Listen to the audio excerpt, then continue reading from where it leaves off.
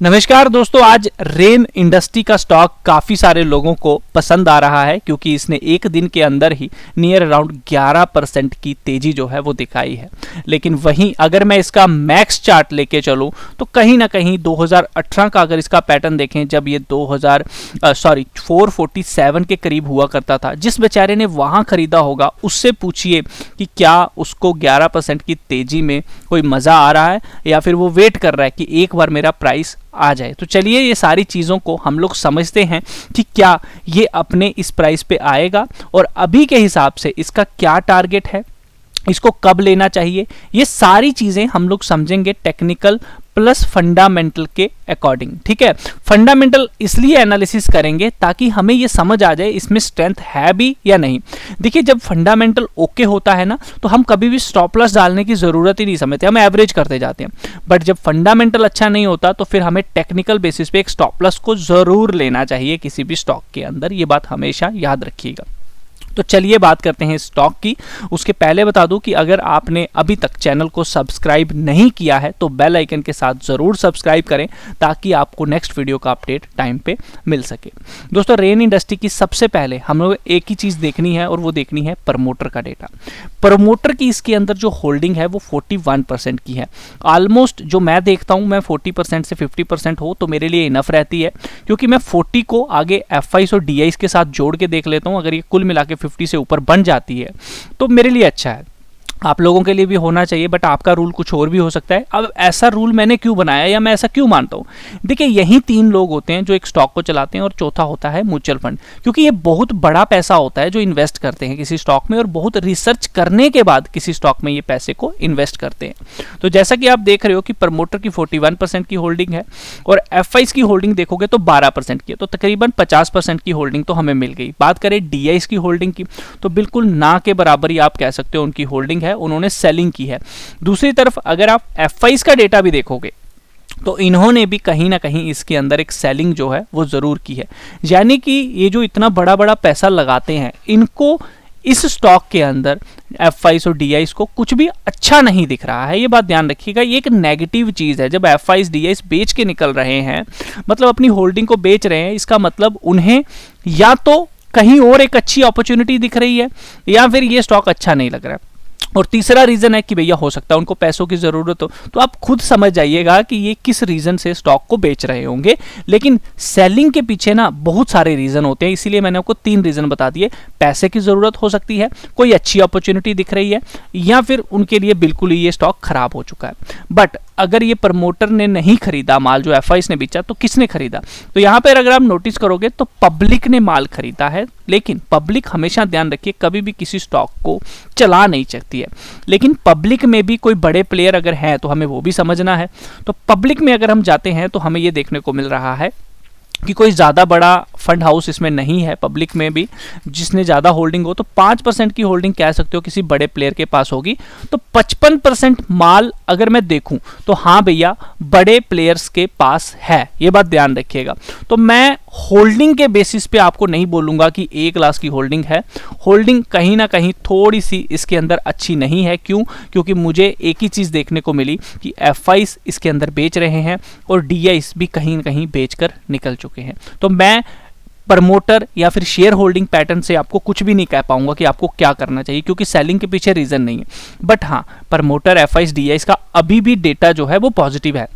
In future अगर ये buying करना शुरू करते हैं, इस बात को ज़रूर ध्यान रखिएगा, तो आपको कोई अच्छा संकेत इस स्टॉक में देखने को ज़रूर मिल जाएगा, ये बात भूलिएगा मत। अब हम आगे चलते हैं और समझते हैं इस स्टॉक का क्या, इस स्टॉक का रेवेन्यू हम लोग समझने की कोशिश करते हैं कि आखिर इस कंपनी का जो रेवेन्यू है वो कितना है। ठीक है, रेवेन्यू अगर आप ध्यान दोगे इस स्टॉक का तो कहीं ना कहीं, चलिए आ जाते हैं नीचे, तो रेवेन्यू कहीं ना कहीं हमें ये दिख रहा है कि ग्रो हो रहा है। ये बहुत अच्छी बात है। किसी भी कंपनी में जब हम इन्वेस्ट करते हैं तो देखना होता है कि भैया फंड फ्लो जो है उसका रेवेन्यू कितना है ना, कैश फ्लो कितना है, तो बहुत अच्छा है। अब देखेंगे नेट प्रॉफिट, तो देखेंगे जैसे जैसे रेवेन्यू इंक्रीज हो रहा है वैसे वैसे प्रॉफिट भी इंक्रीज हो रहा है, ये भी हमारे लिए बहुत अच्छी बात है। अब देखेंगे इसका कर्जा कितना है। तो दोस्तों अगर हम बात करें इसके कर्जे की तो कंपनी के ऊपर 1.68 की रेशो थी। अब जिनको नहीं पता मैं बता दूं, जब भी ये रेशो 1 के ऊपर चली जाए तो समझ लो जितना कंपनी के पास दाना पानी है उससे उतने गुना उसने ज़्यादा पैसा ले लिया हुआ है लोन पे या फिर कर्जे में, ठीक है। बट अगर आप नोटिस करो तो इन्होंने अपने कर्जे को ख़त्म किया है, तो यहाँ पे ये हमारे लिए एक पॉजिटिव संकेत देखने को मिल रहा है कि कंपनी अपने कर्जे को ख़त्म कर रही है। कर्जे को ख़त्म कर रही है तो कहीं ना कहीं जो पैसा इन्होंने उधार लिया होगा, इंटरेस्ट उसका दे रहे होंगे, तो वो इंटरेस्ट कम देना पड़ेगा, तो वो क्या होगा, वो प्रॉफिट में कन्वर्ट हो जाएगा। तो जिस वजह से होता क्या है, या तो कर्जा खत्म होता जाता है और प्रॉफिट या फिर बढ़ जाता है, ठीक है। तो ये हमें एक पॉजिटिव पॉइंट जरूर देखने को मिल रहा है कि कंपनी अपने डेब्ट को कहीं ना कहीं खत्म कर रही है। बात करें इसका अगर कंपनी की बुक वैल्यू की, कंपनी का अगर सब कुछ बेच बूझ के निकलोगे तो ये बता रहे हैं 261। आई बिलीव दैट ये 250 रुपए के करीब इसकी वैल्यूएशन निकलेगी, क्योंकि इसमें रिजर्व एंड सरप्लस भी डाले हुए हैं। तो आप लेके चलिए 240 से 250 रुपीज़ के करीब करीब इसकी जो वैल्यू है वो आपको देखने को मिल जाएगी, ठीक है। आइए इसकी इनकम स्टेटमेंट समझते हैं, जिसमें हमें यह पता चलेगा कि आखिर ये कंपनी की सेल्स कहां से आ रही है। तो हमें यह देखने को मिल रहा है कि इसकी जो सेल्स है इसके मेन बिजनेस से ही आ रही है, बट इसकी सेल्स में अगर आप ध्यान दोगे तो क्वार्टरली हमें डी ग्रोथ देखने को मिल रही है, लेकिन अगर आप एनुअली बेसिस पे देखोगे तो वहीं अच्छा खासा यहाँ पे हमें ऊपर की तरफ रनवे दिख रहा है। बात करते हैं नीचे की तरफ, तो आप देख सकते हो इंटरेस्ट ये हमें कर्जा जो है ये इनको देना पड़ रहा है, तो इसी वजह से कहीं ना कहीं इनके प्रॉफिट में आप कह सकते हो इस बार जो है वो कमी वगैरह जो है वो हमें देखने को मिली।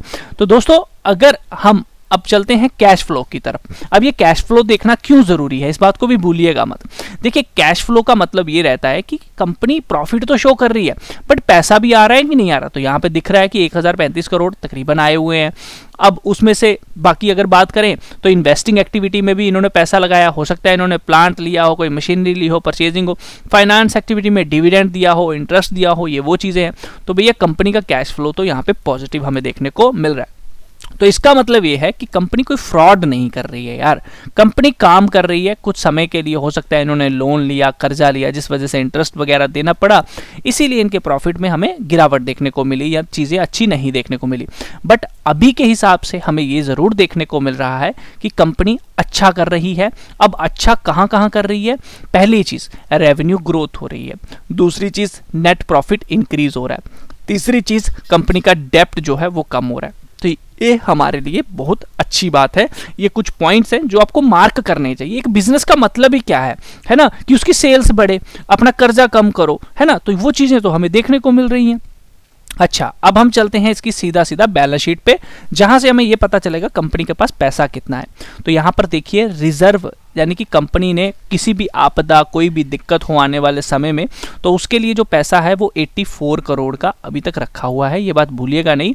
और अगर आप इसको नोटिस करो, ये रिजर्व जो है वो इंक्रीज हो रहा है, डिक्रीज नहीं हो रहा है, ये इंक्रीज हो रहा है। ये बहुत अच्छी बात है, यानी कि कंपनी पैसा जोड़ रही है, सेविंग जो है वो अपने लिए कर रही है, ठीक है। इसके अलावा अगर हम बात करें फिक्स एसेट की, तो ये भी अच्छे खासे देख रहे हैं। बट फिक्स एसेट्स में बहुत सारी चीजें ऐसी भी होती हैं जो कैश की लिक्विडिटी होती है, तो वो आएगी हमें कहाँ पे, अदर एसेट में। बट उसके पहले मैं बता दूं कि बोरिंग, इनका कर्जा भी देख लीजिए। इनके पास रिजर्व तो है 8454 करोड़ का, बट इनके ऊपर एक कर्जा भी है, वो कितना है 93 करोड़ का। तो यानी कि कर्जा ज्यादा है। बट चलिए हम नीचे की तरफ चलते हैं, देखते हैं कुछ और भी चीजें। तो अगर हम इसकी अदर एसेट्स में जाते हैं तो हमें ये देखने को मिलता है इनकी इन्वेंट्री, यानी कि इनके पास स्टॉक वगैरह जो है 3800 करोड़ का है। ट्रेड रिसीवेबल, जो इनको पैसा आना है वो 2252 करोड़ का है। अगर ये ट्रेड रिसीवेबल है तो ट्रेड पेएबल भी होगा, जो कि ऊपर की तरफ होगा। शायद मैंने उसके बारे में अभी बात नहीं की, तो मैं वो भी बता दूंगा। इसके अलावा कैश इक्विवेलेंट देखिए 2253 करोड़ का अलग से कैश इन्होंने जनरेट किया हुआ है। तो ये भी एक बहुत अच्छे एसेट्स होते हैं। इन्वेंट्री जो होती है वो ऊपर नीचे हो सकती है, बट कहीं ना कहीं ट्रेड रिसीवेबल, कैश इक्विवेलेंट जो है वो आई बिलीव दैट कहीं ना कहीं एक अच्छा जो है वो होता है, ठीक है। अच्छा ये हो गया।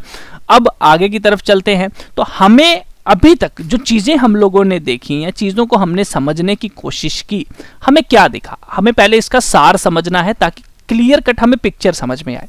तो हमें अब पिक्चर को समझते हैं और उसके बाद हम टेक्निकल के बेसिस पे आएंगे। हमें यह देखने को मिला कि कंपनी के पास पैसा रिजर्व भी है, कैश भी है, ठीक है। बट इसके कंपैरिजन में कंपनी ने लोन लेके रखा है, ठीक है। यानी कि कंपनी कैश रिच है। हम ये कह रहे हैं कि कंपनी जो है वो कैश रिच है, बट ध्यान रखिएगा कंपनी के ऊपर कर्जा है। अब दूसरी चीज, इसी कर्जे को कंपनी ने कहीं ना कहीं कम किया है, ये एक पॉजिटिव पॉइंट है। कंपनी का रेवेन्यू इंक्रीज हो रहा है, ये पॉजिटिव पॉइंट है, ठीक है। दूसरा, कंपनी का रेवेन्यू तो इंक्रीज हुआ, प्रॉफिट भी इंक्रीज हुआ। मतलब ऐसा नहीं है कि रेवेन्यू इंक्रीज हुआ था तो कंपनी के एक्सपेंस रेशो बहुत ज्यादा हो गई, प्रॉफिट बढ़ा ही नहीं, लेकिन वो भी बढ़ रहा है। तो कहीं ना कहीं हमें 3 से 4 पॉइंट्स दिख रहे हैं जिसमें हमें यह देखने को मिला कि भैया जी कंपनी कैश रिच है।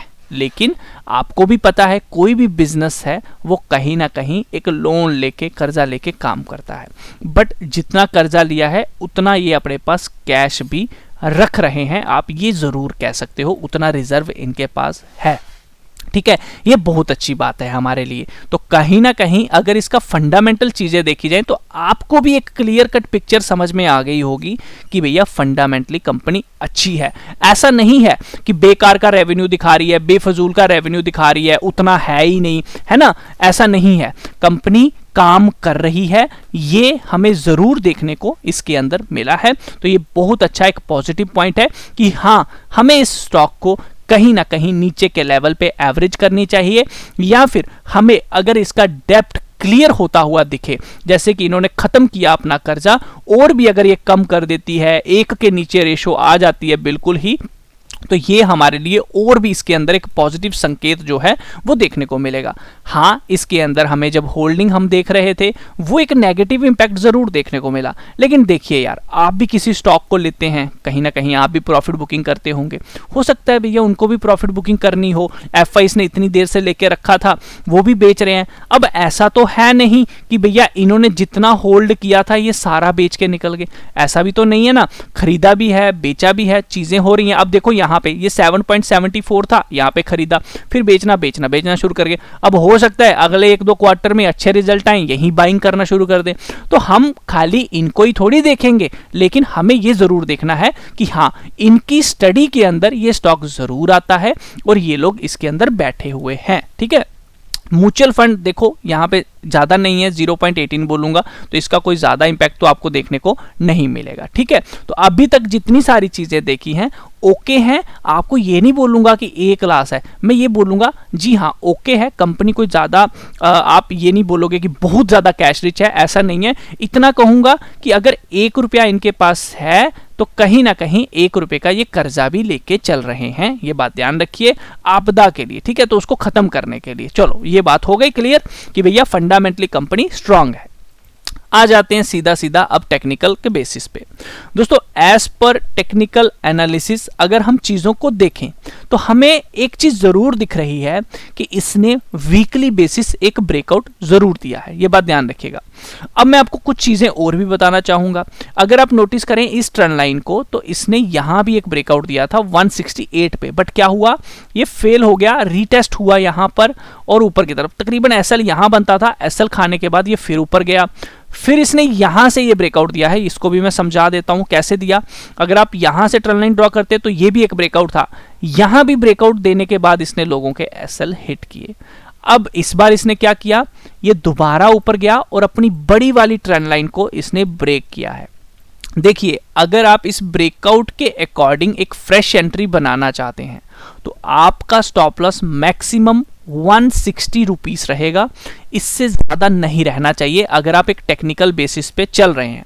बट अगर आपको इस स्टॉक में फंडामेंटली बहुत सारी चीजें अच्छी देखने को मिल रही हैं, अच्छा स्टॉक लग रहा है, आपको लग रहा है इसके बदले में कोई और स्टॉक है ही नहीं, तो भैया फिर आप 168 पे आए तो एवरेज करें, 147.95 पे आए तो एवरेज करें, ये बात ध्यान रखिएगा। बट देखिए, हमेशा किसी स्टॉक के साथ चिपक नहीं जाना होता है, ये बात ध्यान रखिए। अगर आपके पोर्टफोलियो में कम से कम 10 से 15 स्टॉक होने चाहिए, अदरवाइज आप लोग अगर एक ही स्टॉक सोच रहे हैं कि यही एक सिंगल स्टॉक आपको पैसा दे जाएगा तो वो कभी नहीं होगा, ये बात ध्यान रखिएगा। कम से कम 10 से 15 स्टॉक आपके पोर्टफोलियो में होने चाहिए। उससे होता क्या है, एक चलता है दूसरा गिर जाता है, 3 चलते हैं 2 गिर जाते हैं, 5 चलते हैं 3, तो आप किसी ना किसी में प्रॉफिट बुकिंग करोगे, किसी में एग्जिट करोगे, कोई ऊपर जाएगा नीचे जाएगा। एक का लॉस दूसरा रिकवर कर देगा। तो ये चीजें आपको देखने को मिलती हैं जब आप एक पोर्टफोलियो बना के चलते हैं। तो इस स्टॉक में अगर आपको फंडामेंटली बहुत सारी चीजें अच्छी लग रही हैं तो ऐसा भी नहीं है कि आप पूरा इन्वेस्टमेंट कर दीजिए। हाँ, इसने वीकली बेसिस पे ब्रेकआउट दिया है। और एक इंपॉर्टेंट चीज, अगर ये लोग एक्टिव हुए हैं, क्योंकि इसने ब्रेकआउट यहां भी दिया था, इसने ब्रेकआउट यहां भी दिया था, तो अगर ये लोग दोबारा इसको ऊपर लेके आए हैं, ये यही लोग हैं जिन्होंने शायद रिटेल ट्रेडर को बाहर निकाला होगा इस लेवल पे, तो अगर ये लोग एक्टिव हुए हैं तो ये दोबारा इसको इसके नीचे क्यों आने देंगे, है ना? ये कभी भी इसको इसके नीचे नहीं आने देंगे। तो उसके हिसाब से भी आपका ये स्टॉप लॉस बनता है। फंडामेंटली भी देखेंगे, अगर बाय डिफॉल्ट नीचे की तरफ आ भी जाता है, हमें 1-2 हफ्ता 168 के नीचे अगर क्लोजिंग देता है तो एग्जिट बनता है। देखेंगे अगर डेप्थ क्लियर करती है, दोबारा ऊपर आती है, हम दोबारा ले लेंगे। अब देखो यार, एक चीज ये है आपको समझनी चाहिए। देखो, इसने यहां पे ब्रेकआउट दिया, एसएल किया, कोई बात नहीं, निकल गए। दोबारा ब्रेकआउट दिया, एसएल गया, निकल गया, ठीक है। लेकिन अगर आपने दोबारा इसके अंदर एक ट्रेंड लाइन यहां ड्रा की होती, ये ब्रेकआउट आता, आप यहां पे इस कैंडल पे लेते, तो आप कितनी बड़ी रैली यहां पे अचीव कर सकते थे, है ना? लेकिन अगर आपने एक ही ट्रेड में सारा पैसा यहां लगाया था और आपका स्टॉप लॉस हिट हुआ था, यहां पे एग्जिट हुए थे, तो आज आपके पास पैसा बचा ही नहीं होगा यहां पे खेलने के लिए, ठीक है। तो हमेशा जब कोई स्टॉक एक्सपेंसिव होता है, महंगा होता है, तो वहां पे हम 20 से 30% लेते हैं। अभी जैसा कि आप देख रहे हो कि इसने ब्रेकआउट दिया है, बट हमें यह भी देखने को मिल रहा है कि ऊपर की तरफ 203 रुपए का एक रेजिस्टेंस है।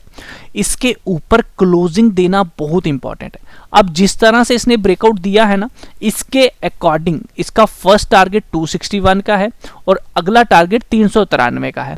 तो हमें हड़बड़ी यहां पे नहीं करनी है कि ये भाग गया, मैं रह गया, मुझे लेना था, मैंने इस ट्रेन छूट गई, ऐसा नहीं करना है। बहुत ऊपर की रैली देगा 393, तो क्या ये स्टॉक अगर चलने को आया तो कहीं ना कहीं ये जो आप ट्रेंड देख रहे हो ना, ये जो ट्रेंड देख रहे हो, ये इसको फॉलो करने का दम रखता है, क्योंकि अच्छा खासा काम कर रहा है, कोई ऐसी वैसी कंपनी नहीं है, ठीक है। और ब्रेकआउट आएगा तो अच्छा खासा रिटर्न भी देके जाएगा।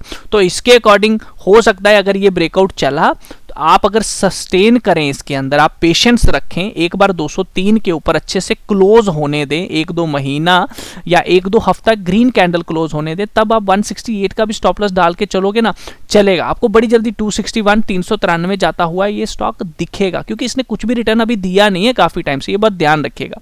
तो उस केस में अगर हम 2030 का भी एक टारगेट लेके चले, 2025 का भी, तो 625 का आराम से टारगेट इसमें आ जाएगा। समय नहीं लगेगा, इस बात को ध्यान रखिए, लेकिन पेशेंस रखनी है। देखो, अगर इसको मंथली बेसिस पे देखोगे तो आपको ये भी दिखेगा कि मंथली बेसिस, ये जो फेब मंथ चल रहा है उसके अकॉर्डिंग अभी तक ये प्रॉपर कैंडल क्लोज नहीं हुई है, अभी ये कैंडल बनी हुई है। फरवरी खत्म होगा तभी ये कैंडल होगी, ठीक है। तो हो सकता है ये यहां पर आपको फेक ब्रेकआउट देके नीचे की तरफ आ जाए, तो बेटर होगा पहले तो फरवरी में ये क्लोजिंग दे। कहां? इस ब्रेकआउट के ऊपर। कहां?